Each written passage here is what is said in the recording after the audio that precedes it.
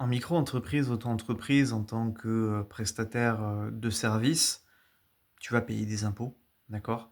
Et en général, c'est plus intéressant pour toi de souscrire au versement libératoire de l'impôt. Tu as le choix entre le barème progressif, c'est l'imposition, standard, comme tout le monde, ou le versement, libératoire de l'impôt.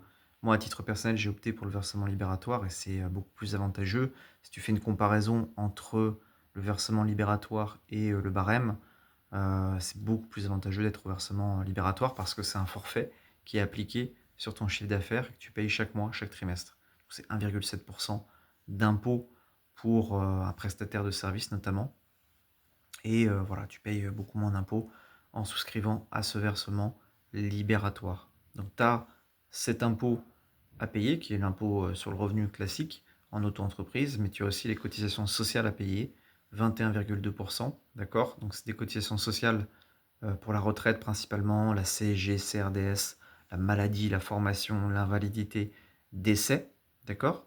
Et puis tu as aussi la CFE à payer, cotisation foncière des entreprises, à partir de, la seconde année, parce que la première année tu es exonéré, et qui peut représenter parfois, en fonction de ton activité, 1 000 € par an, d'accord? Donc c'est un impôt qui est pas négligé. Donc voilà au niveau, imposition. Après, voilà, au niveau de ton auto-entreprise, micro-entreprise, tu as rien d'autre à payer. C'est cotisation sociale URSSAF, impôt sur le revenu via le versement libératoire ou le barème progressif et la CFE, d'accord?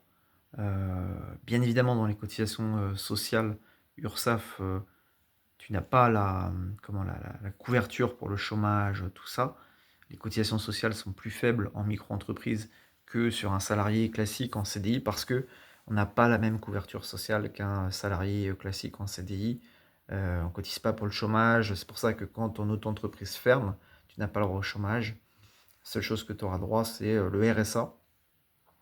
Donc c'est pour ça qu'il faut, mettre pas mal d'argent de côté quand tu es en auto-entreprise, prévoir de la trésorerie parce que, bah, là, ça peut être très, très variable d'un mois sur l'autre et il faut être prévoyant parce que, tu pas de protection sociale comme un salarié en CDI. Lui, il cotise plus, le salarié en CDI. Enfin, c'est son employeur qui supporte ces frais-là, mais il a quand même, voilà, à la sortie, il a le chômage. S'il se fait virer, s'il fait une rupture conventionnelle, il a le chômage. Bon, s'il démissionne, il n'a pas le chômage, mais voilà. Donc, prévoyez toujours de la trésorerie quand vous êtes en micro-entreprise et gardez en tête tout ce que je vous ai dit par rapport à l'imposition. Voilà, il y a des impôts sur le revenu, CFE, cotisation sociale URSSAF. Voilà tout.